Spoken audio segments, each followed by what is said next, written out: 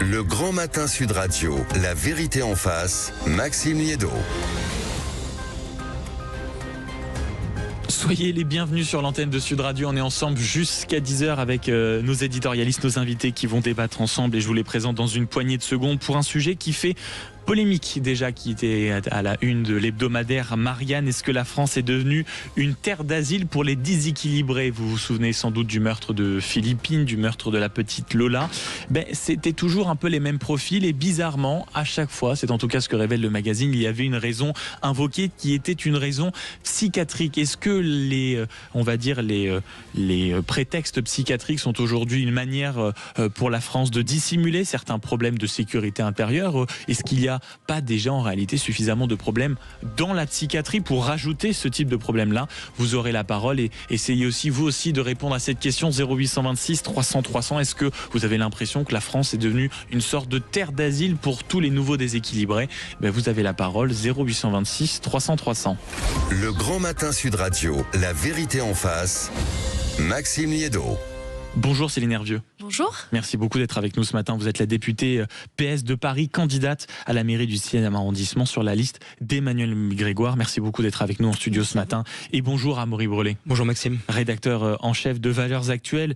Votre présence également dans ce studio est importante pour créer justement le débat et je vous en remercie. Est-ce que, comme le titre l'hebdomadaire Marianne, votre confrère d'une certaine manière, Amaury Brelet, est-ce que la France est vraiment devenue la terre d'asile des nouveaux déséquilibrés? N'est-ce pas tout simplement excessif?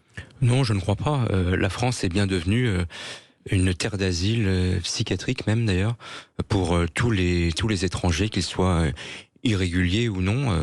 Vous avez toutes les semaines des crimes ou des délits qui sont commis par des étrangers qui souffrent de troubles psychiatriques. Ils sont probablement des milliers sur le sol français à constituer des dangers publics et malheureusement l'État ferme les yeux.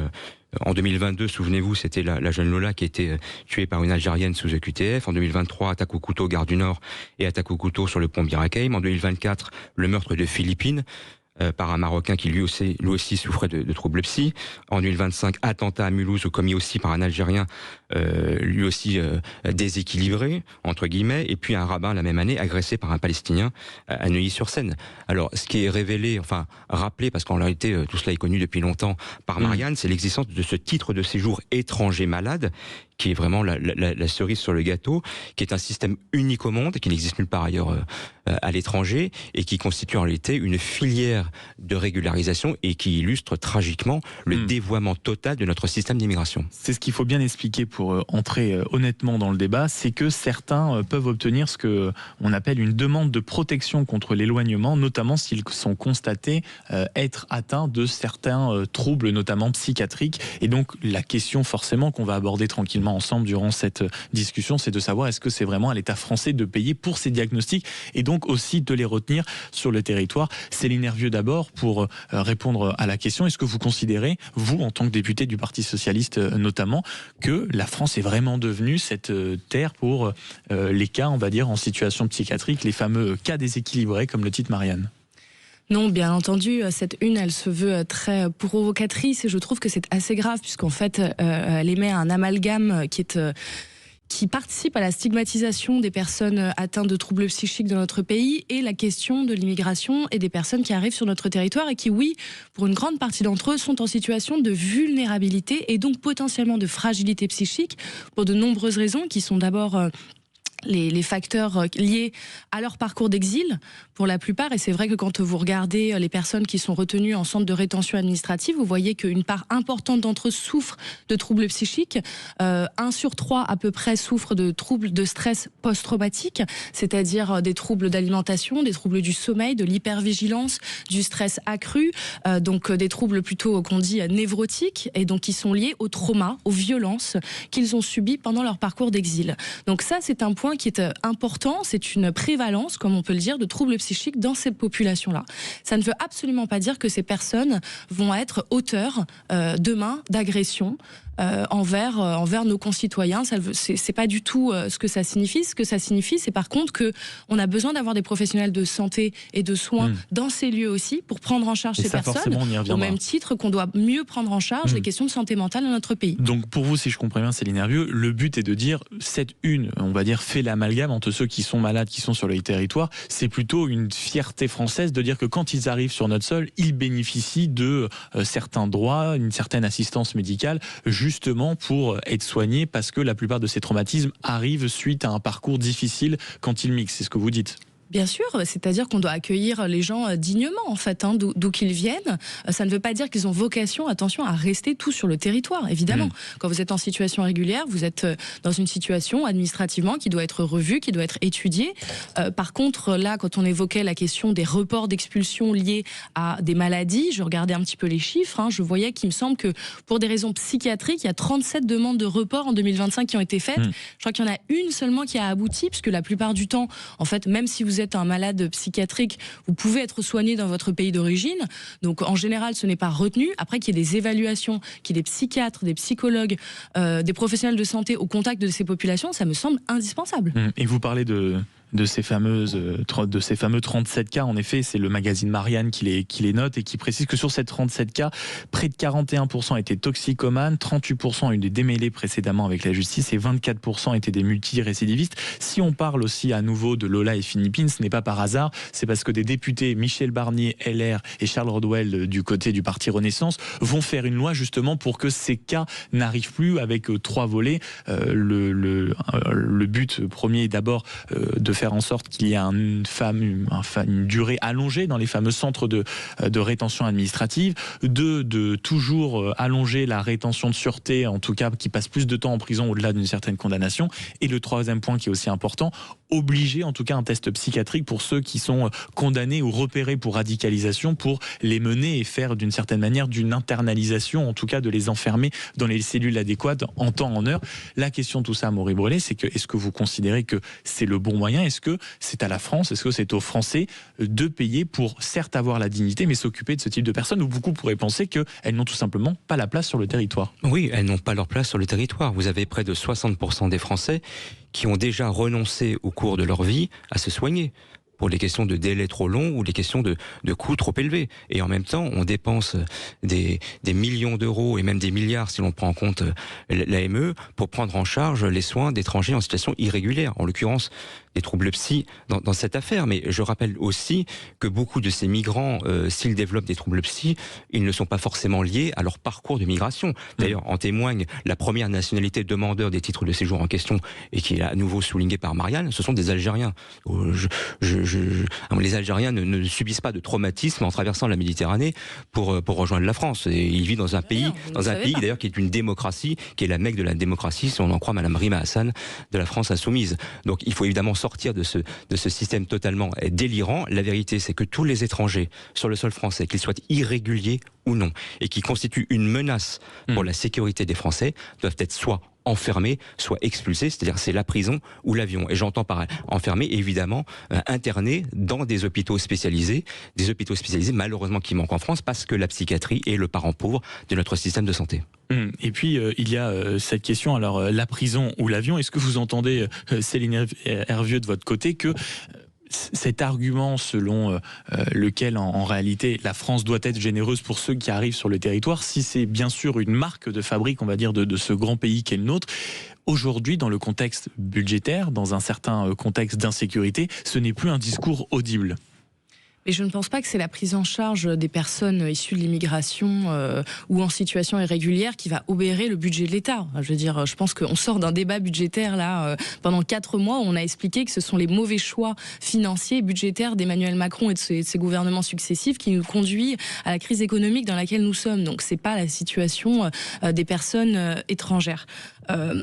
Oui, il y a une question de prise en charge des pathologies, et à vrai dire, si vous ne les prenez pas en charge, les situations vont s'aggraver en réalité. Et c'est pour ça que tout ce débat qu'on a sur l'aide médicale d'État, d'ailleurs les professionnels de santé le disent, c'est absolument nécessaire de maintenir des soins pour des personnes, quelle que soit leur situation administrative, parce que vous avez des risques pour l'ensemble de la communauté nationale derrière. Céline Hervieux, si je tire sur, on va dire, la ficelle de votre raisonnement, j'imagine que dans le parti auquel vous appartenez, vous êtes les premiers à défendre justement les médecins en sous-effectif, les métiers en tension. Est-ce que là, le fait d'avoir ça, déjà qu'on a une psychiatrie en France qui est dans un état absolument épouvantable, est-ce qu'il n'y a pas aussi d'une certaine logique à dire, écoutez, on ne va pas en plus leur ajouter des personnalités dont les troubles psychiatriques ou psychiques la plupart du temps s'expliquent par notamment la prise de substances, de la toxicomanie excessive.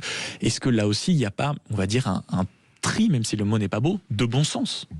Mais non, mais c'est pour ça que, en fait, cette proposition de loi de mes collègues n'a aucun sens. D'abord parce qu'on n'a pas aujourd'hui les infrastructures. Sur le fond, c'est une aberration, parce qu'en fait, les examens médicaux existent déjà quand vous êtes jugé pour terrorisme. Évidemment que vous avez des psychiatres qui sont là, évidemment que vous avez des entretiens psychologiques qui sont conduits. Il peut y avoir déjà des injonctions de soins qui sont prononcées. Donc ça n'a aucun sens. De dire qu'on va enfermer les gens de force, sachant qu'on n'a pas les structures et qu'en plus ça n'aboutit à rien. Pour vous, la fameuse injonction d'examen psychiatrique pour les individus jugés dangereux, c'est une hérésie. Il y a déjà des examens psychiatriques. La question de l'injonction aux soins, elle est prononcée par le juge.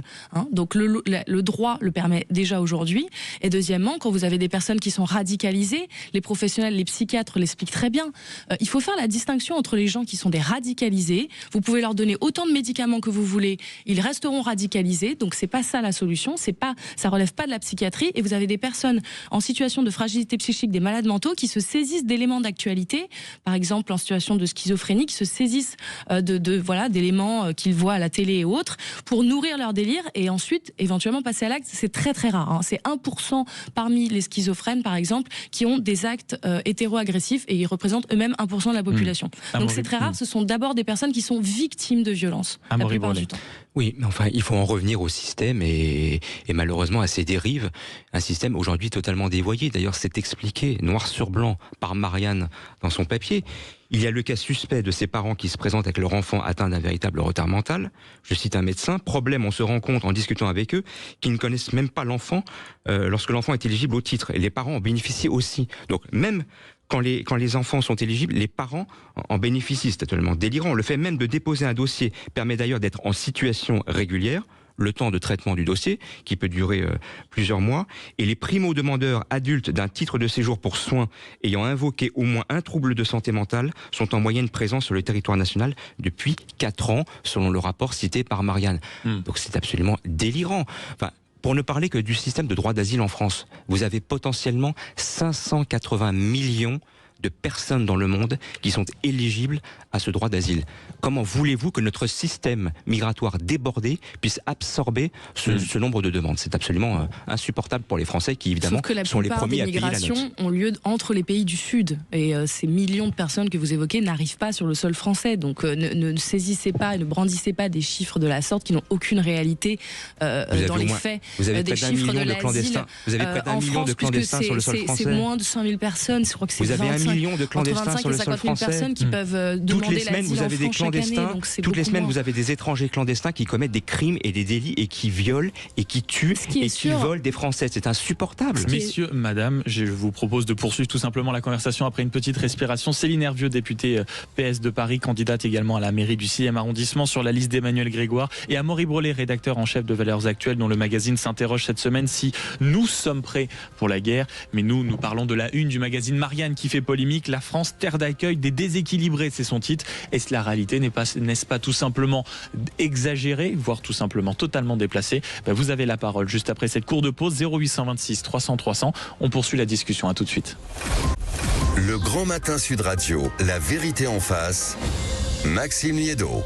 0826 300 300. Est-ce que la France est devenue une terre d'asile pour les déséquilibrés? C'est en tout cas la une du journal de l'hebdomadaire Marianne, qui, après avoir abordé de près et regardé de près les affaires tristes de Philippine, de Lola, considère qu'il y a beaucoup trop d'attaques, beaucoup trop d'agressions commises en France justement par ces personnes-là qui devraient être en asile psychiatrique. Donc des chiffres, et donc elle se fait écho, cette journaliste qui est à la une du journaliste Marianne, la rédactrice de cet article, en disant bon, en réalité c'est aussi pour revenir sur une loi qui s'apprête à être regardée de près, qui va prendre certaines dispositions pour ces personnes et pour ces agressions, d'où la question qu'on vous pose ce matin au 0826 300 300. Est-ce que la France est devenue une terre d'asile des déséquilibrés? Il y avait un point à l'instant de discussion avant qu'on parte en pub, toujours en compagnie de Céline Hervieux, députée PS de Paris, et Amaury Brelet, rédacteur en chef de Valeurs Actuelles, qui est que d'une certaine manière, on regarde ici les migrations comme étant peut-être un spectre qu'il faut agiter pour faire de la mousse médiatique, mais qui n'est pas le cœur du sujet. C'était votre propos?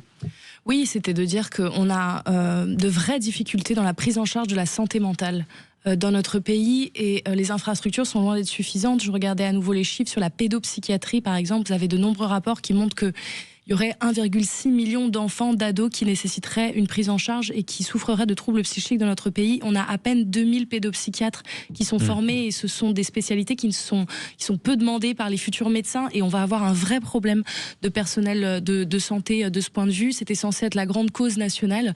C'était Michel Barnier d'ailleurs lui-même qui l'avait en tant que Premier ministre mis en place, et en réalité on voit que dans les chiffres budgétaires sur la prise en charge de la santé mentale dans notre pays, on est très très loin du compte des investissements qui seraient nécessaires aujourd'hui pour agir, et donc c'est une vraie question dont il faut qu'on se saisisse tous. Mais est-ce qu'on ne fait pas peser justement sur cette profession, mine de rien, encore non seulement des risques, mais aussi un travail supplémentaire? Peut-être que beaucoup estimeraient qu'il suffirait de les relâcher et que cette partie peut-être devrait être absorbée par d'autres professions, par d'autres budgets. Amaury Brelet, est-ce que c'est aux psychiatres, c'est à la psychiatrie française d'assumer cette charge?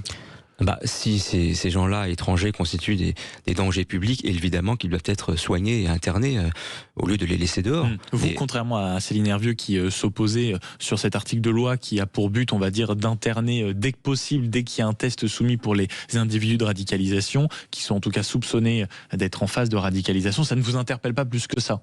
Mais si les moyens ne suivent pas, et si surtout, au bout du compte, ces gens-là ne sont pas internés, c'est-à-dire sortis de la société où ils constituent une menace, toutes les propositions de loi ne serviront à rien. Moi, j'ai fait quelques années de médecine avant d'être journaliste. J'ai fait un stage dans un service de psychiatrie à Paris. Je peux vous dire, les locaux sont absolument délabrés. Vous avez un manque de moyens et de personnel évident. Donc oui, la psychiatrie est le parent pauvre. Peut-être vous rejoindre de notre système de santé. Vous avez 30%, j'ajoute aussi, vous avez 30% des détenus dans nos prisons françaises, dont une partie d'ailleurs sont étrangers, qui souffrent de troubles psychiatriques et qui n'ont rien à y faire, qui devraient être soignés dehors. Donc ça n'est pas une raison supplémentaire d'accueillir des milliers d'étrangers, eux aussi malades, qui d'ailleurs dans leur pays ne bénéficient pas, c'est une évidence quand vous allez au Congo, de services de psychiatrie adaptés pour pouvoir les soigner. Et puis peut-être que c'est là aussi le vrai sujet, c'est-à-dire que c'est un sujet dans lequel très vite on tourne en rond, parce que vous avez des médecins psychiatres qui ne sont pas suffisants dans les instituts dédiés, vous avez également en prison des personnes qui n'ont rien à faire avec une surpopulation carcérale, et déjà des gardiens de prison qui ne sont pas ni suffisamment formés et qui n'ont pas les moyens nécessaires pour s'occuper de leur prison. Donc c'est j'ai l'impression que c'est un problème dans lequel on va vite tourner en boucle, non Céline Hervieux? Oui, mais il faut bien faire la part des choses. Je veux dire, si vous avez des personnes dans nos prisons aujourd'hui en France qui souffrent de troubles psychiques, qui ont besoin d'être pris en charge, c'est une évidence qu'il faut renforcer les systèmes de santé dans nos prisons. Mais maintenant, il ne faut pas confondre l'internalisation, l'hospitalisation en psychiatrie et la prison.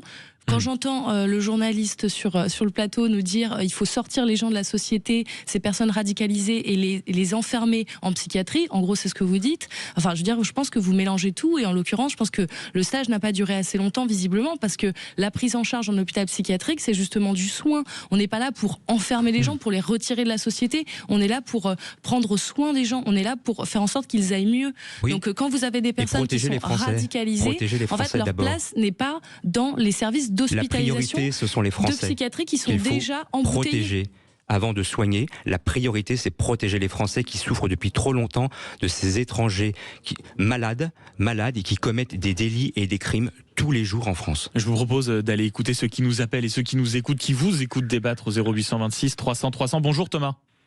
Bonjour Maxime. Merci beaucoup d'être avec nous ce matin. Bonjour. Bonjour, merci beaucoup de m'accueillir. Une très belle année à tous.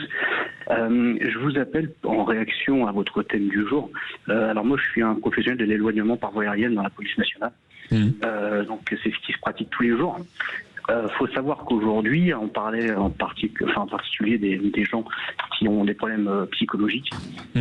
Aujourd'hui, comme le préconisait Madame Hervieux, il faut laisser venir les gens qui ont des problèmes psy, les soigner, et une fois qu'ils sont soignés, les ramener.